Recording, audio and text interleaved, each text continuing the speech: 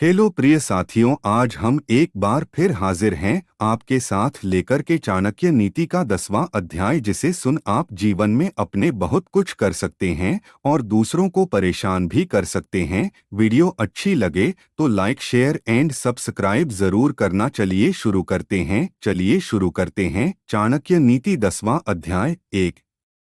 जिसके पास धन नहीं है वो गरीब नहीं है, वह तो असल में रईस है यदि उसके पास विद्या है। लेकिन जिसके पास विद्या नहीं है वह तो सब प्रकार से निर्धन है। 2।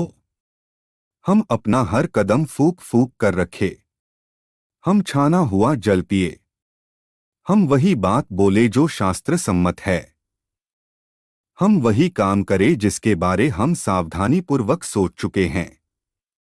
3। जिसे अपने इंद्रियों की तुष्टि चाहिए वह विद्या अर्जन करने के सभी विचार भूल जाए, और जिसे ज्ञान चाहिए वह अपने इंद्रियों की तुष्टि भूल जाए। जो इंद्रिय विषयों में लगा है उसे ज्ञान कैसा, और जिसे ज्ञान है वह व्यर्थ की इंद्रिय तुष्टि में लगा रहे, यह संभव नहीं। 4। वह क्या है जो कभी कल्पना में नहीं आ सकता? वह कौन सी बात है जिसे करने में औरत सक्षम नहीं है? ऐसी कौन सी बकवास है जो दारू पिया हुआ आदमी नहीं करता? ऐसा क्या है जो कौवा नहीं खाता? 5। नेति एक भिखारी को राजा और राजा को भिखारी बनाती है। वह एक अमीर आदमी को गरीब और गरीब को अमीर। 6। भिखारी यह कंजूस आदमी का दुश्मन है। एक अच्छा सलाहकार एक मूर्ख आदमी का शत्रु है। वह पत्नी जो पर पुरुष में रुचि रखती है उसके लिए उसका पति ही उसका शत्रु है। जो चोर रात को काम करने निकलता है चंद्रमा ही उसका शत्रु है। 7। जिनके पास यह कुछ नहीं है, विद्या, तप, ज्ञान, अच्छा स्वभाव, गुण, दया भाव, वो धरती पर मनुष्य के रूप में घूमने वाले पशु है। धरती पर उनका भार है। 8। जिनके भेजे खाली है वो कोई उपदेश नहीं समझते। यदि बांस को मलय पर्वत पर उगाया जाए तो भी उसमें चंदन के गुण नहीं आते। 9। जिसे अपनी कोई अकल नहीं उसकी शास्त्र क्या भलाई करेंगे?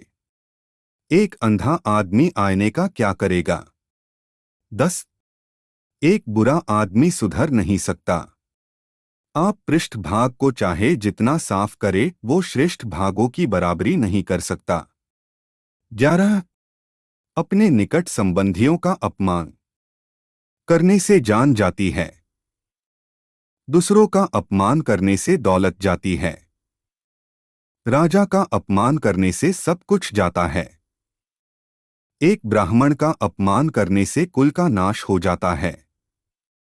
12। यह बेहतर है कि आप जंगल में एक झाड़ के नीचे रहे जहां बाघ और हाथी रहते हैं, उस जगह रहकर आप फल खाए और जलपान करे, आप घास पर सोए और पुराने पेड़ों की खालें पहने। लेकिन आप अपने सगे संबंधियों में ना रहे यदि आप निर्धन हो गए हैं। 13। ब्राह्मण एक वृक्ष के समान है, उसकी प्रार्थना ही उसका मूल है। वह जो वेदों का गान करता है वही उसकी शाखाएं हैं। वह जो पुण्य कर्म करता है वही उसके पत्ते हैं। इसीलिए उसने अपने मूल को बचाना चाहिए।